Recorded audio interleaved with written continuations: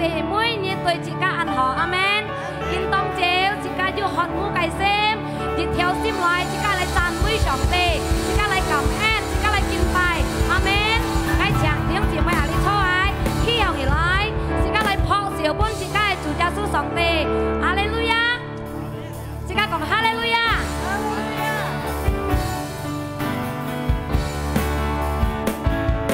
真真好，來信耶穌真真好，阿們。真真好，來信耶穌真真好。來拜一拜二拜三拜四拜拜六日這禮拜真真好，來信耶穌真真好，哈利路亞。真真好，來信耶穌真真好，真真好，來信耶穌真真好。來拜一拜二拜三拜四拜五拜六日這禮拜真真好，來信耶穌真真好。các tiểu chỉ con khai lại主耶穌真好，愛愛來讚美，那該耶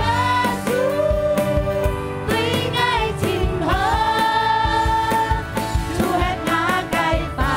惱，không愛丟linh lượng，那該耶穌對愛真好，真真好。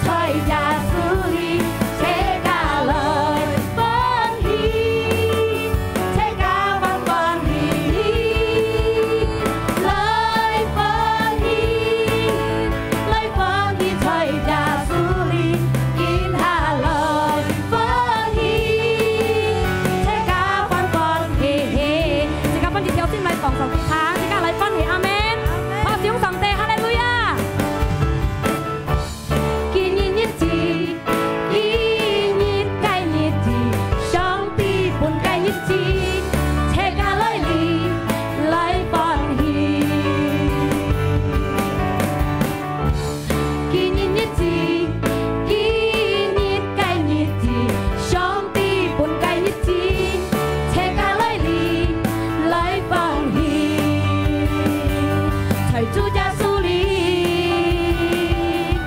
来放映，在主耶稣里来放映，来放映，在耶稣里切下来放映，切下放映，来放映，来放映，在耶稣里见下来放映，切下放映，来放映，来放映，在耶稣里切下来放映，切下放映，来放映，来放映，在耶穌裏見下來放映，切下放映，見下來放映，見下來放映，見下來放映，切下放映。พอเสียงสองตีฮาเลลูยาฮาเลลูยาการยืนเล่นสิก้าของสองตีทักสิก้าอันก้อนหีอาเมนฮาเลลูยาไงเฉียงช่อยไรยังจีไม้ฮาเลลูยาสิก้าดีเทียวซิมไล่แต่สองตีไกเมียนเชียนสิก้าเลยกินไปฮาเลลูยาสิก้าเลยจันมือกีสิก้าไตสิก้าไก่ฮอตมูไก่ซิมไล่แต่จู่ไก่เมียนเชียนยูจะโฟยันซิมไล่ซี่เสียงสองตีสิก้าเลยกำเอ็นกินฮาจิวอันปอกุยไก่ซีเกียนสิก้านั้นเกลไล่จันมือสองตีนั้นเกลไล่กำเอ็นส่งพุ่งสองตีฮาเลลูยาฮาเลลูยาโอ้ยาสูไงเจ้าสาไล่จันมือไงเจ้าสาไล่กำเอ็นฮาเลลูยาฮาเลลูยาไงเจ้าสาไล่กำเอ็นส่งปุ่นยีจุดยาสูสองตีไงเจ้าสาเสียงไงเจ้าสาตีไงเจ้าสาโมสองตีไงเจ้าสาโมปุ่นสีไงเจ้าสาโมลิดเดียงไงเจ้าสายุกิมปุ่นยียิ้มบุยจุดยาสูยุปุ่นไงเจ้าสาลิดเดียงฮาเลลูยาเมจุงไงตันสากายลิดเดียงไงเฮลเฮตโตช่วยเสกายชงลีเฮโมสองตีช่วยงาซีจงลีไงตังสา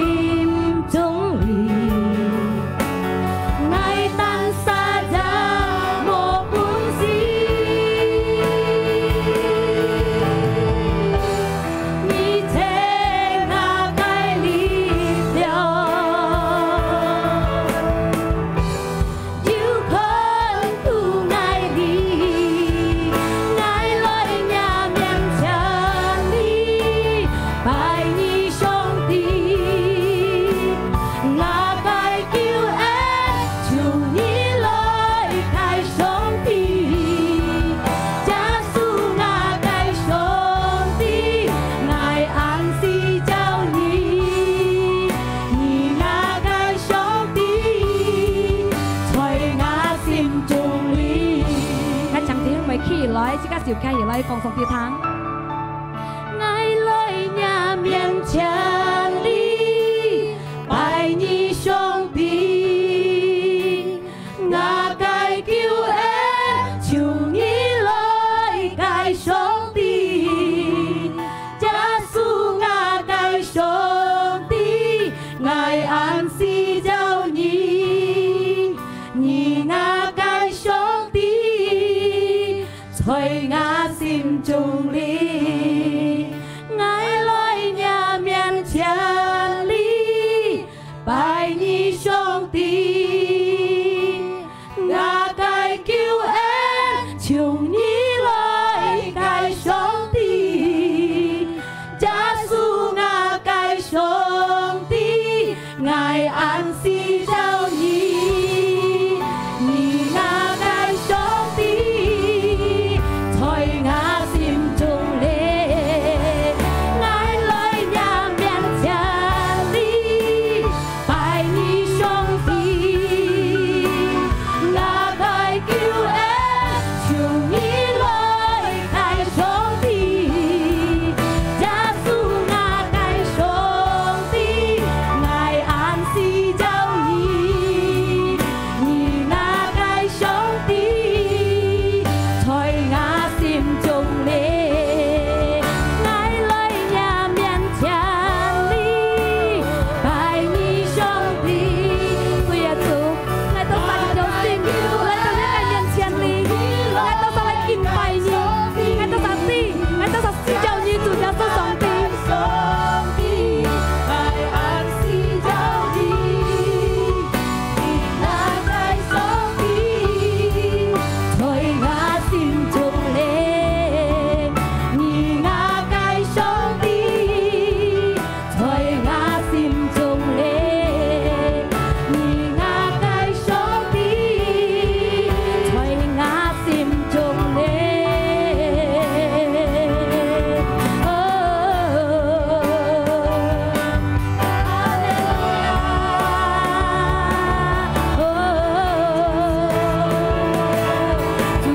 Chu cha su sông đi hey ngài đâu xa cây sông đi ngài đâu xa lối gian vui như chu cha su ngài đâu xa ăn si đâu như sông đi ngài đâu xa lối nhà miền chân đi lối cảm ơn chu cha su hallelujah oh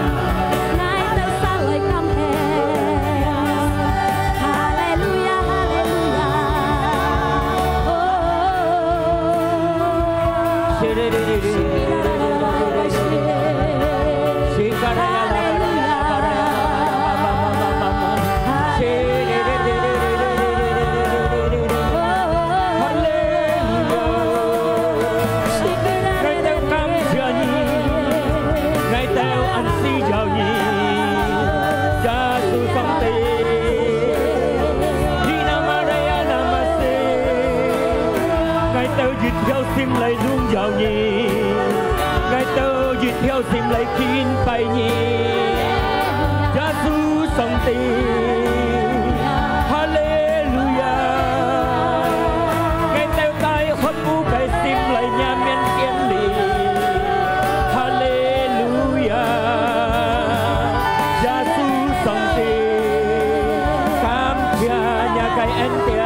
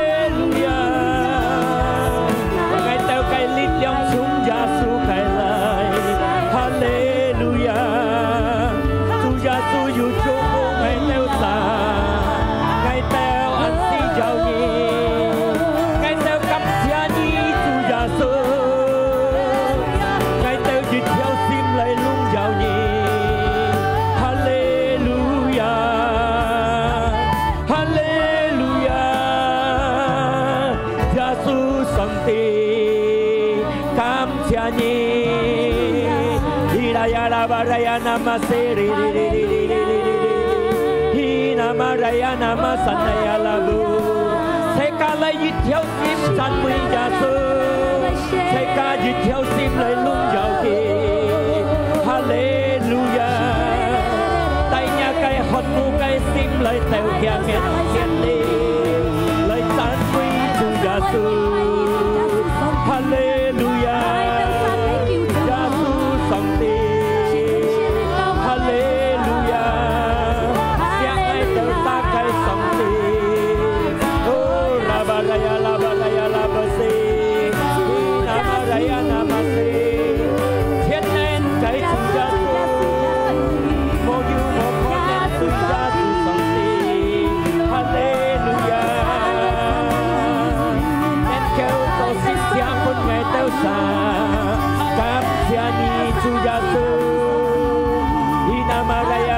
Sanaya labu,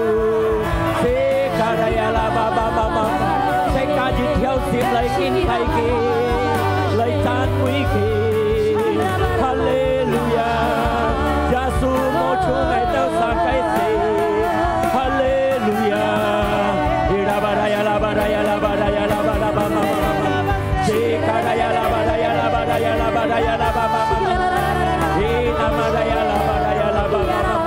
Kinh tông kêu người sống thì như sa dục phật nhóc ở thiên thủy, tại tổ chủ gia su cái khiong trong cái lên. Kinh tông kêu như sa dục phật phiang, tại tổ chủ gia su chụp phố, tại tổ cái sinh thì khen không cái chụp phố đi. Người ta sẽ sống xin, như sa sinh hàm mô lùa hang, chủ gia su khai lùa bên như sa hang. Người sống xin, chủ gia su ung sĩ biểu hết sinh các tiêu sa, khi chuẩn nhận yêu thay sinh các cái sim trong, yêu ta sinh các cổ hít thật sinh ngày lũ. Sang nhị theo sim lấy đâu cái mình thiên, như hot mùi sim lấy đâu cái mình thiên, khi yêu chuẩn bị chỉ họ cái anh đèn bên nhị tết. Cảm謝你主耶穌，感謝你聖靈，要救乜嘅都晒，唔係離開嘅都晒，要祝福嘅都晒，嘅熱錢嘅前面嘅路途，我相信主耶穌要俾我哋晒最後嘅力量。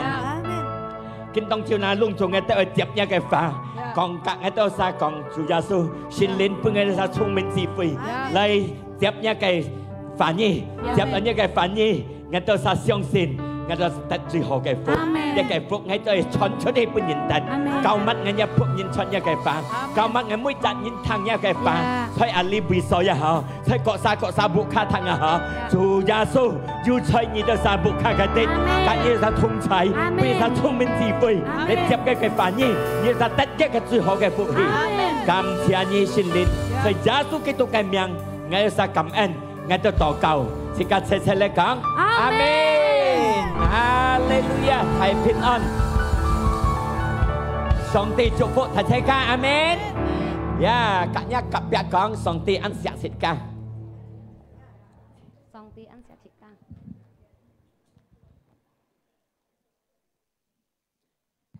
係平安大家，阿門。冇遲到，叫nhất đó，叫nhất lang nhau á，chẳng tôi còn xin tàn nhau á。係咪啊？兄弟姊妹們，不所以即家識五時笑五時驚啊！上下2年呢個春陽節啊，即家根本係難到出嚟啲健康啊！呢就係一隻真正上帝要กับ一個同在，要保護自家，要保護自家，要照顧自家，唔是病係自家，阿們。Makanya kita juga juga senti kan kong nen lại từ lịch lại thằng song thì cái phản nhé buộc khai ra họ nen biểu hiện đặt最好嘅時間嚟睇呢個智慧，就係上帝嘅恩典最大滿足家，阿們，哈利路亞。雖然啊你呀要老人呀要講要80歲嘅要麼你哋，似其他小佢要80歲啊，我還要生仔要㗎要啊哈。80歲係嚟到呢啲智慧呀，要學慕嘅心啊！70歲嘅應該先看70歲嘅月亮，哇！要3隻撇厲害，60兩歲就到要了呵，係嗌是像40，唔係啲嘅幾多歲啊？沙自家嘅臉，自家嘅信心，越嚟越強，越嚟越增加強，阿們。身體唔怕弱，自家嘅身體可能未攞未達到個弱，但係自家嘅信心、自家嘅靈、自家嘅精神對主耶穌嘅方面唔冇弱，阿們，同意嗎？兄弟姊妹，自家嘅信心唔冇弱笨啲，自家嘅渴慕嘅心唔冇跌冚，阿們。自家看主耶穌要獻帶自家心靈要跟自家同在，從幫擺自家實際到根本日，佢唔是病係自家乜學弱自家嘅信心，當然唔冇弱啦，係咪啊？所以聖經度啊，要就保羅啊，佢帶領上帝啊，按到痛苦，按到問題嘅對付，但係佢講啊，所以2個林頭書佢講啊，佢唔係費心佢講，對於一切佢得到嘅，一切係痛苦，一切人威脅佢嘅，一切人係調查佢嘅，一切人係對付佢嘅，佢唔係費心。當人嘅身體一嚟一路為弱，但係佢唔係費心。但係唔係費心啊，因為佢講加嘅信心一嚟一強，每日重新，上帝本嘅，阿們。上帝本佢每日個日重新嘅，但係因為只渴慕嘅心對上帝，要只親密嘅心對上帝，mà cái những cái達到日個日達到強嘅信心，阿們，哈利路亞。但係因為佢講今下樣嘅痛苦都係潛死嘅，唔係永久嘅，兄弟姊妹達到根本日，可能會達到肉身體個弱。可能會達到有各樣嘅問題，家庭度嘅問題，一世父子嘅問題，或者生理嘅問題，你攏總都潛死嘅，係咪？唔冇費心，你係保羅講是家啲，唔冇費心，攏總都潛死嘅。日後上帝會顯出嘅永久嘅功用本是家得，最後個根本嘅準備將本是家得，沙切家。唔冇退步，前進กับ上帝，阿們，哈利路亞！自家在上帝嘅方面，一切嘅痛苦，唔好咪自家信心就賺；一切嘅問題，唔好咪自家嘅信心就賺。把那啲退步就賺到很唔好，阿們。咪意思呢？自家喺上帝嘅方面，自家相信上帝嘅方面，自家依靠上帝嘅方面，一嚟係一親上帝，一嚟係一กับ上帝親密。唔冇退步半啲，阿們。見昨日啊，自家講到係乜嘅呢？กับ基督親密，กับ上帝同行，阿們。กับ基督親密嘅嘢呢，กับ上帝同行啊，自家同行กับ基督嚟親密強係啊。見當朝嘅都講到，本กับ上帝強下戰，冇退，กับ上帝強下戰，永久กับ上帝強下戰。永久กับ上帝前進，意思永久就係樣式，就是咁冇時間嘅hết，都係前進，阿們。講到永久กับ上帝前進，嘛嘅生死咪係個苦，嘛嘅生死咪係個不壓，自家都係前進喺上帝嘅方面，一啲冇退步，阿們。哈利路亞。但係呢， nhà ăn lọ ngày ăn hết mùng kinh như đó còn ngã xây xì ăn tèo leo dù bắt xịp xây cái còn ăn tèo leo ngày còn hung thì gì mày thằng xây xin kinh tụ dịch chặt như na ăn tổ cá lẹp à họ có to xây cái to xây bắt xịp xây á tông chi xì à cái này xin kinh còn à cái tết tổ sòng thì chiang bên kia sòng thì nhân hiệp bên kia chiang bên kia ai tết dịch cái cá na thì xây hẹp rắn ăn tổ song ti chiang pun kia cái dịch hà chiang pun kia cái hà cái còn đi ra Hebron đi ra Hebron gì xí đi ra hầm tàu đi cái bụi sọ pun nhỉ cái chiang cái hà cái yang 40 岁cái yang sẽ cái yang tết tàu lấy song ti chiang này tàu 85 岁cái yang tết tàu berarti cái song ti chiang cái yang lihat bụi sọ pun nhỉ 40 岁tàu anh đi hàng tàu 85 岁上帝將獻出本幾將本幾哩日為數，或者45人將得到。兄弟姊妹相信上帝，信上帝，我信道你都將幾多人哈？要20年呢，你哋信上帝，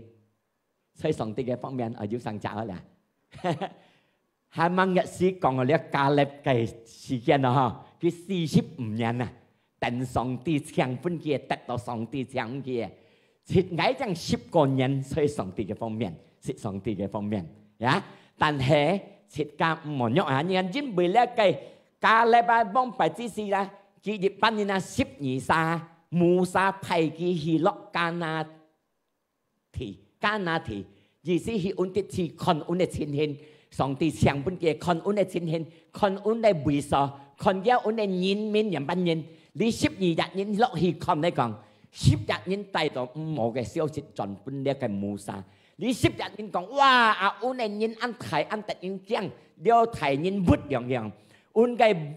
未มั่ง我哋地方一個奶看到安配種東西安樹木安強生安強，一個果子一個葡萄都太長，未มั่ง安強嘅講。但係自家打擊唔樣樣，你10日人講，呀，自家冇能夠對付佢講，因為佢嘅人民安提，我看到我自家都殺了錯猛樣樣，記得了提人不樣樣，但係要兩日人講威都唔相通，冇驚嘅講，因為呢兩日喺度約刷吉加勒，冇驚自家熱天打仗嘅，記得熱天輸hết嘅講，因為現代自家都係上帝嘅意思講啊。意思你講呢兩日人就上帝嘅反意嚟行，幾10日人就佢家嘅思想嚟行，看到安得人驚，安到睇人活，未มั่ง我哋地方強，但係安自家打擊唔樣，但係呢兩日人嘅思想唔相通，自家難打仗，自家吞超幾多樣，自家熱天仗，因為現代自家嘅上帝難嘅上帝，見當朝上帝要家自家都撒講，祝福自家都撒嘅人。các thống thầy cái nhìn thống thầy như兄弟姊妹cái giá hay giá số kỹ thuật dịch dòng đi trả sòng tỷ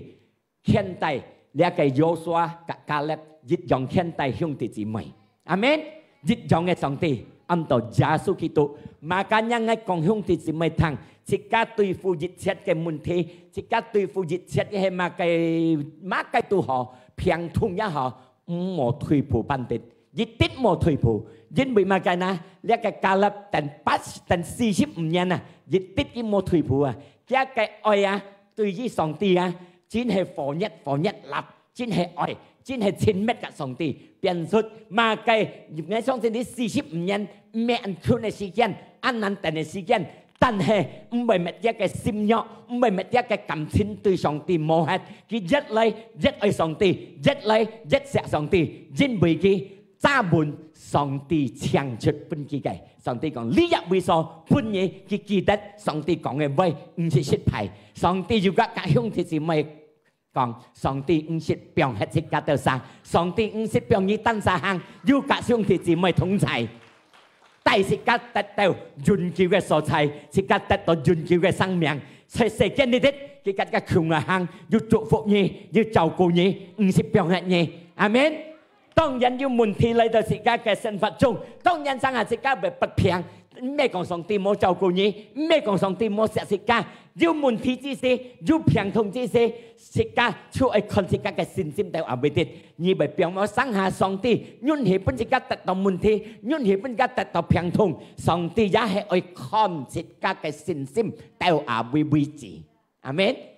ไม่ซ้ำลองหาสิกาต่อเก่าอย่าหามดแต่ต่อสองตีไกตับเย็นสิกาเปียงหาถุยผูหมอนยองเงินอาเมนเดี๋ยวไกกาเล็บ40ยันยึดติดโมถุยผูอาเมนฮาเลลูยาไงกินต้องจิวคนนี้หุ่งที่สิไม่นั่นเลยตัวลิซ่าบัดอาทิหุ่งที่สิไม่สิถุยผูอาเมนฮาเลลูยา主耶穌聖靈要吹響鐵子咪嘅心中地鐵獻遞響鐵子咪哈利路亞即刻看日團福音在約書亞14ที่7約書亞14 ayat 7約書亞福音14章ที่7嘅嘅聖經樣講到喺40歲嘅下在摩沙含呢上帝嘅僕人從呢個安諾加德斯伯尼亞地方嘅啲 untuk pulihkan negeri, pulihkan地方。佢講啊，呢約書亞，呢個加勒講啊，我講啊，帶出最切心嘅消息，轉本摩沙灘，冇分別，冇私批嘅消息。啊，我看到有人轉到佢超講啊，有人意思冇添位，即刻做上帝嘅人，juga冇添位，日到日。你到你冇人冇安排，差到安排，冇人冇只講到招，也唔冇嚇，愛講杯愛切心，就係上帝嘅愛啦，阿門，哈利路亞。呢一個加勒講，佢講sejujurnya，jujur係講切心啊，要按切心，講到按切心，berarti jitit佢冇差題，佢冇埋本身嘅杯，你係人家按多人講杯，講出。3句差到10個句，意思冇按多，添到按多，阿門。未夠快空前，未夠快即刻登晒，呀！呢一句加勒講咩？日到日，夜到夜，切心佢講啊！啊 ，sedang saudara-saudara 嘅兄弟嘅啲佢講啊，日隔ngay窮啊，here untukผู้ในที่กันนาที่อย่าง啊 membuat tawar hati bangsa Media 簽下呢個 Israel 人簽下兄弟費心，但係咪費心呢？你看佢講嘅咩啊？簽下費心叫嗌啊！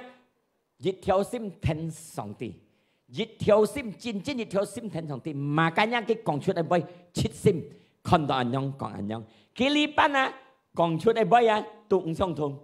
冇安凶講到安凶啊！冇按睇講到按睇，或者插炮，而家講嚇，而家比較正啊，插炮講澎湃，冇按凶講到按凶，呢一度唔好拿嚟做時間呀，哈利路亞，阿門啊，呢一是叫啫啊，呢一個 pada waktu itu Musa bersumpah Songti Cianga katanya sesungguhnya tanah yang diinjak oleh kakimu menjadi milik pusakamu dia akan Musa Ciam cái shit gì xong nhà cái tháp đầu bui cái chú hẹp nhà cái sản nhập nhà cái pusaka chú hẹp nhà cái sản nhập đều nhà cái cát nhà cái sản nhập đều thì còn á nhà cái tháp đầu bui chú hẹp nhà cái sản nhập kinh tông chiều chỉ ca tao sa hung thì gì mày yêu chơi sân kiểu dòng để tết chỉ ca cái kiểu tháp đầu bui xong thì còn cá chú hẹp chỉ ca cái sản nhập sân kiểu dòng chỉ ca cái sản nhập amen hallelujah họ siêu hợp bên xong tiền tao duyên cứu tao chỉ ca cái chỉ xuân chỉ ca ơi tại cái chơi xong thì dịch theo sim hả tiếp hai hả giá ship thì ship ra đó ayat 10 cái nhông còn á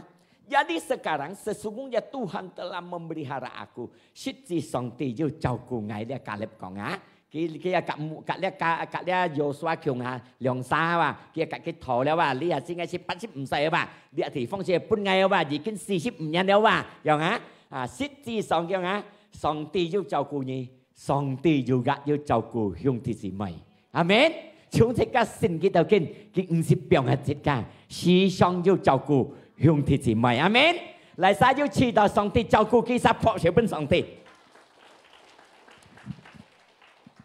今下已經45年久了嘅啊，拖過45年了。從呢個上帝講出嘅話意思啊，呢個以色列人已經在沙漠嘅40年久了嘅，從今行喺度85歲了，睇先嘅就講了啊，已經45年了嘅搶了上呢個上帝搶本佢呢笪地方嘅啊，第12節。Oleh sebab itu berikanlah kepadaku pegunungan itu pun ngayal di katifang di katumpuk yang dijanjikan Tuhan pada waktu kaitong cisi sangti siang sore. Sebab engkau sendiri mendengar pada waktu itu nyitan saya thang lagi kong pen yang liang jak sompong kong liang jak dia liang jak you kat ke kyong hasin sim ha mega ship jak ya. Ni ka you thang yang pong pai ha. Mendengar bahwa di sana ada orang enak je tanyin but entit dengan kota yang besar berkubu dia an kiang di situ kayak pun kia an ho an thai ya. Mungkin Tuhan menyertai aku, konen song ti yu khen tai ngai lấy tuy chèo cái teo cái nhìn chồng đi cái thị phong kỳ còn nhá dinh bị song ti còn chết cái phà nhá để cái cá lép á xích gì à xích cá lép còn là thuốc để cái xin kinh thuốc tàu á chính dịch theo sim thành song ti 40年的時間沒人容易過，我相信你45年啊，前出咁多痛苦、咁多問題，平痛生係一未少，人家也未講。阿妹上帝講半夜地方就根本要話麼？越讓上帝被人講，阿妹上帝講一聽上帝安好，上帝被祝福你，上帝被照顧你。但係根本可能你ăn苦ăn hiếu樣啊，一為要用係為事啊，我相信呢個加勒一為要突嘅教恩要講出用係為到呀，但係佢唔係啲，佢嘅信心，佢嘅眼中天下將在上帝嘅法嘅立，唔係同叫啥 CP 嘅為，乜嘅信心喐嘅為拆開，我相信你係一個xã會你喺度，也要人為講自家，乜自家嘅信心喐。即刻聽上帝嘅路線，咪即刻就讚，因為世間你喺度越聽越要，人家樣講，你聽上帝按叫，冇看你要過河，你聽上帝按叫，要講上帝按能祝福你多多發展，係啊，即刻聽上帝咩提議咩講去發展，係咪？即刻聽上帝，即刻應該會聽佢，因為佢錯天錯地嘅上帝。即刻摸佢，即刻死路一條。對於上帝祝福，即刻多多係咪東西？阿三一嘅心，一條心對上帝，計到睇人嚟上帝講，阿們，因為要啲團服，因講先簽上帝嘅簽嘅結家，簽嘅真理，隆重嘅到世界人簽嘅東西，上帝為祝福切家。阿三切家，睇先嘅講係，jujur，切心。Ya, mau CP, mau antai cái baik, mau antai, amen, haleluya. Ha, dia cái Caleb si 80 saya, khi còn mà cái anh khana chơi ở bên tiếng Anh, yêu gì cái chỉ cả con thì kêu.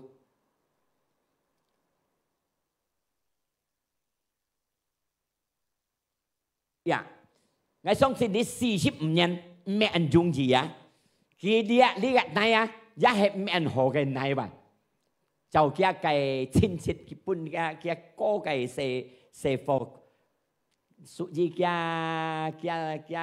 亲戚là ngay còn chút kia mà cái亲戚là cái còn lý do này mẹn hồ mẹn khang này mẹn sủ bùn này mẹn phơi này chúng đúng xin một mấy khang cái văn thọ cái câu cả lớp mấy bún cái câu á ngay xong xin cả lớp ba cho cái bông dòng 10 分好kia cái信心10 分好切家做一個阿你要做阿公阿婆阿爸阿妹，切家即係做好嘅榜樣，本切家嘅自信，係咪嘅好嘅榜樣啊？切家格上帝一條心嘅榜樣，一條心嘅信心對上帝切家係你入榜樣，做出本切家嘅自信，帶出切家嘅自信嚟到上帝，切家做老人，獻出切家嘅信心。對上帝，一條心對上帝，是到即刻嘅自信，又來到上帝嘅面前，也係一條心，像啲加勒樣嘅啊，加勒一條心85歲，佢嘅信心唔切就賺，呀，到佢得到上帝搶出本佢嘅，有啲咧，人班人是到即刻要夾上帝求亞行，即刻得到得到上帝唱出嚟呢，研究嘅上帝強行啊，提出啊，即刻揸門上帝嘅話語，上帝唱出嘅話，即刻係揸門，唔好就讚，一啲冇俾佢就讚，即刻係相信上帝嘅話，呀，該有相信上帝嘅話，都講安該。係要嘅問題嚟，含住個相信上帝嘅話，咪咪即刻有同係咪啊？啊，makanya lihat tu hai, jika jika tan sakai ketin, you sang se之時，你係相信上帝嘅話，撇就你係用你個tan sakai思想，啊，因為時間講，哦，我相信上帝，我信嘅話，我揸回上帝嘅話，嘅聖經用講，我熱天氣特信嘅路，氣象嘅路，用講安歸。係要問題嚟到面前嘅下，即刻對付嘅下，即刻曉能講了喂，將曉講欠過去，即刻半能跳過去，即刻將曉帶佢樣曉帶即刻得勝，阿們，家長即刻嘅講出嚟喂，要做樣嘅，意思係講即刻嘅信心揸滿上帝嘅話，要顯出即刻下笑出嘅，將曉對得到，阿們，按當然講愛信，特別要問題之時，禱告良心下。冇得到上帝嘅答應，弱係唔係哦，啊，咁按當樣嘅，也要當然聽到巴蘭產，聽上帝嘅路，退步退一緊要緊，要到緊唔係了，唔係相信緊要到係咪啊？我係講兄弟姊妹聽，切家係揸滿上帝嘅話，阿們，哈利路亞。一個加勒講啊，我從幫我呢85歲啊，已經係等到45年了啊，我嘅力量啊，我嘅能嘅力啊。上帝本佢嘅能嘅力量啊，一個身體健康嘅能嘅力啊，很半有40歲嘅係嘅限用嘅啦。我阿啲嘅戰爭ክን前上帝嘅人咯，將要得到樣嘅能力，呀。雖然嘅人老85歲又唔係撲咗，佢講，但係佢能係85歲。我嘅力量很半堅強，了幫拜40歲嘅嚇。我希望兄弟姊妹，你下即刻信了10個人上帝也好，即刻信了安多人也好，即刻也半講，我信上帝，半從上幫我自己就你下，冇就讚，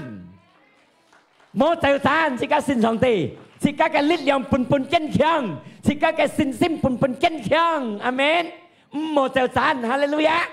一啲冇就讚呀，啊！自家就學佢話冇就讚埋呀，自家係講唔係就讚，我相信要計問題嚟，要唔係生勢嚟，自家能夠上帝強下前進過去，得勝嘅路都係自家得得了，阿們。makanya 自家嘅信心，自家嘅精神，也冇就讚在上帝嘅方面，阿們。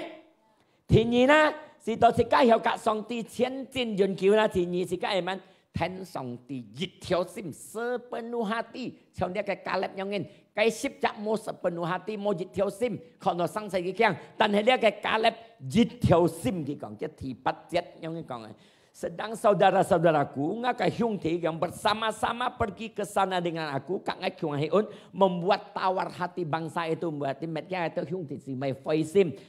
Tetapi aku tetap mengikuti Allahku, ngay pun tengah songti sepenuh hati jitiu sim ten songti, ngay hy vọng hyung thị chị mày ten songti jitiu sim ten chủ Giêsu Kitô jitiu sim, amen, jitiu sim ten ki, chỉ cả ti li hà miền trên, cả 2 nhân miền trên, cả 3 nhân miền trên, 1 nhân miền trên, lia cái xe cái biển điểm ban như này chín hin chỉ cả ti. Trên theo cô dịch kiều dịch 8 nhân, dịch kiều nhân này, anh nhị khung dịch kiều nhân này ha, nhị khung dịch kiều nhân này ha, mang tàu nhân mươi ha, chỉ cả ti Julia cái corona phiền, hiểu không na? À, lý hà cô hết, lia cái dịch kiều nhị khung dịch kiều nhân mươi, tên nhị khung nhị dịch đi ha, Julia cái corona phiền,已經上下爭多半2年了，年lang太太了。切間啲加2022年要麼嘅生死發生嘅世界，2023年要麼嘅發生切間啲了嘅世界，係咪嘅讓啲為要個厲害比呢個傳染病嗎？要個恐怖比呢個傳染病嗎？您聽到未來人送藥轉下去，人班都切間啲呀，隆重切間啲前面人班人，厲害切間聽到呢個 corona 病一日。哈摩利下食家跟過了，計熱前跟滅人驚到35咁出，係咪呢？利下食家跟過了，唔為人香了食家前面到2022年食家5啲乜嘅發生，23年食家5啲乜嘅發生一個世界，呀！但係阿薩食家一條心真正聽上帝，乜嘅發生都好，食家嘅信心揸滿上帝，但係得到上帝嘅保佑，阿們。上帝จะ照顧佢50병嘅食家，乜嘅發生都好，乜嘅按恐怖嘅風浪來到自己面前，要上帝強下，食家唔係弱，食家唔係有痛，食家得到上帝嘅恩典，得到嘅獻祭，makanya食家聽上帝一條心，阿們，唔好要4P心，一條心聽嘅呀，上帝一天照顧食家，因為隨着世間有人食家群冇乜嘅要叫食家。食家多錢多買嘅東西，保佑食家唔到，食家嘅聰明，食家嘅經驗，保護食家唔到，曉保護食家嘅，曉照顧食家嘅，曉本食家力量嘅，曉本食家甜心嘅，係耶穌基督上帝，就能叫本食家，隆重嘅都冇能叫本食家，阿們，哈利路亞，因為撒費呢啲東西隆重到潛視嘅。但係食家嘅上帝允許嘅、允許嘅，家嘅幫持對食家，允許嘅多浪食家，阿薩食家一條心聽嘅，哈利路亞！一條心聽嘅，上帝50병嘅食家，至於食家병嘅嘅，阿們。上帝50병嘅食家，家嘅少揸本食家冇律，阿們。思想食家單殺係병嘅律變嘅律，但係上帝冇變嘅律，呀 ，OK。第三個，人班人士到自家要前進嘅上帝願求前進啊，要火熱嘅心對上帝，要隻愛嘅心對上愛上帝嘅心唔好弱喺度，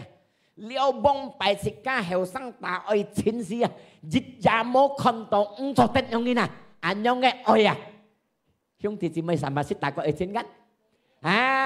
識大個愛錢。theo 颱風颱水冇去到嘅冇大限間，冇遇到冇大限間，日日心焦嘅心，日日愛心一實看到都好了，冇看到嘅人看到嘅題目都好，冇看到嘅題目看到嘅活動都好，係咪呢？要隻愛變到，真係愛看到嚟，切家愛上帝識愛到從間樣嘅愛，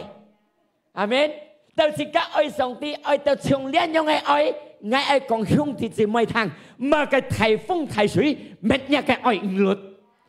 乜嘅意思呢？乜嘅痛苦，乜嘅問題，乜嘅生病痛，都乜嘢嘅愛唔律對上帝，到一嘅愛用隱瞞嘅上帝，我愛講兄弟姊妹聽，上帝嘅愛比自家嘅愛有個門，阿們。如果冇俾我自家嘅愛，好過睇彼此家，因為我特別講上帝嘅愛，彼此家嘅愛，家嘅愛佢睇啦，兄弟姊妹掹咁4本人哈，耶穌自家嘅上帝，家嘅愛睇到冇講人睇到自家嘅冇可比，家嘅愛睇到，佢愛來到世間出世，按照耶穌死喺十字架，本人超差，本人失。本人險，本人冇看起，結果佢救出家嘅生命，4下3日焚身，為了自家到殺得救，家嘅愛，你嘅愛，最大嘅愛，是冇一個人能夠做你嘅愛，除了上帝，才能夠做你嘅愛，本自家，但係呢，因為佢愛自家，佢錫自家。佢唔係自家跌到滅亡，佢唔係自家得到永久處罰，makanya佢嚟到世間呢啲，為了家嘅愛，佢燃救出家嘅生命，在十字架嗰啲嚟救自家，嚟撒相信佢撒，得到嘅最大嘅愛，阿們，哈利路亞，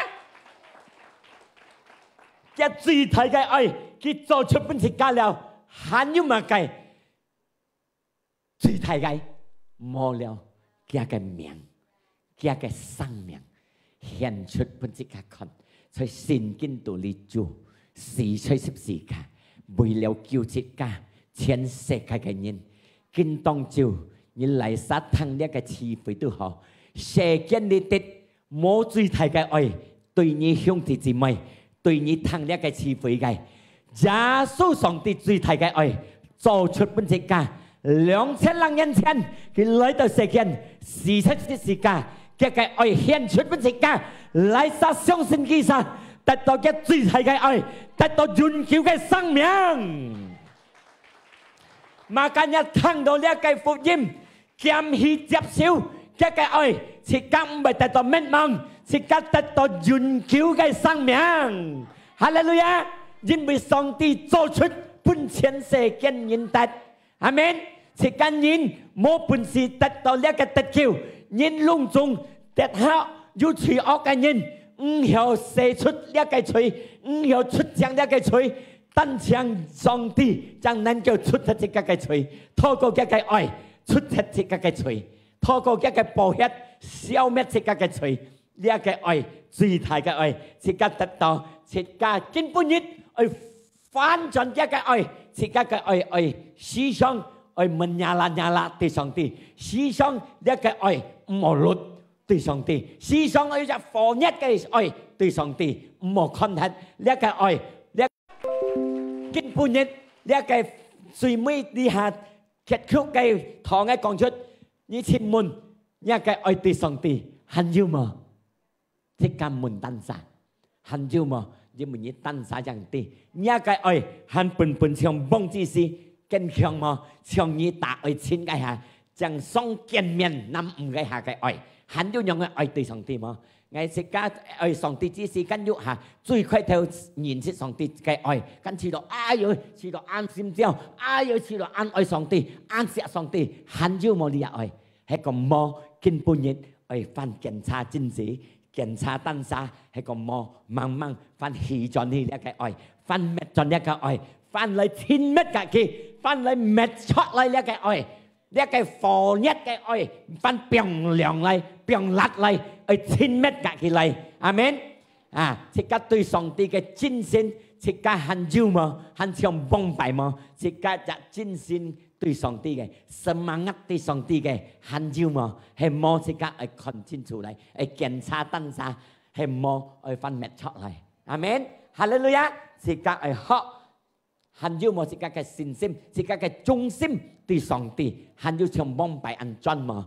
amen hallelujah เพราะเสียวเป็นจุยาสูงั้นเชียงสิกาหิ้งที่จีไม่แต่ก็แกสังไลฮาเลลูยาสิกาแกอ้อยหมอบูเฮ็ดตีสองตีสิกาแกอ้อยตีสองตีหมอยอกเฮ็ดยุนกิ้วอ้อยสองตีเต้าชุดมวยกะสองตีคิวหาหางฮาเลลูยาสิกาขี้ห้องไลเพราะเสียวเป็นจุยาสูสิกาไลกินไปกี่chỉ cần lấy chăn mây kì ngày lời nhà miền tràn đi bài nhi trong tim na cái kêu em chung nghĩ lời cái trong tim cha su na cái trong tim ngày ăn si giàu ni ngày tới sáng ăn si giàu ni tới sao cái sòng tiền, hay ngày tới sao là sinh chung đi đến, sáng ngày tới sao cái sòng tiền, ôi ngày tới sao cái sòng tiền, rồi đi kinh tâm chiều,透過呢個反應，ngày tới sao三門上帝嘅反應，ngày tới sao全心上帝嘅反應，ngày tới sao一條心聽上帝，一條心上帝，ngày tới愛上帝嘅愛，唔好要貪吃，唔好要虐吃。永久愛上帝，因為這你耶穌將能夠分嘅的上得到永久嘅生命。感謝耶穌耶穌，我禱告，分隆重兄弟姊妹，可能啲今日為要約愛，為要對上帝要約愛一個愛，上帝嚟恢復人一個心，恢復人一個心靈，恢復人一個愛對你。心靈當我嘅得上，是當嘅得上，得到一個火熱，得到一個愛，千萬嘅愛對你嘅上帝。你嚟祝福我哋神，你嚟摸住我哋神，神靈帶我哋神前面，神靈帶我哋神在前面，帶我哋神堅強嘅上帝，帶我哋信心堅強。感謝你主耶穌，感謝你神靈，我禱告，本每人因約嘅得到身體健康，得到身體強壯。我就需要你主耶穌，你我嘅上帝，在我心中你，我來你面前你，拜你上帝，我嘅救恩從你來嘅上帝，耶穌我嘅上帝，我安息着你。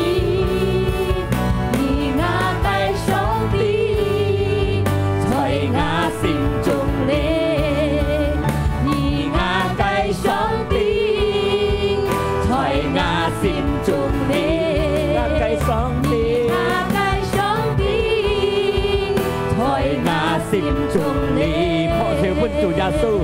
主耶穌嘅愛是強嘅時間，時間見到這樣目標係一個愛對主耶穌，時間係多多親密嘅上帝，時間能夠過一個時間未偏嘅時間，但係時間嘅上帝從阿行，接天時間得勝嘅路，上帝祝福我哋曬，肯定我哋曬，必得勝嘅路。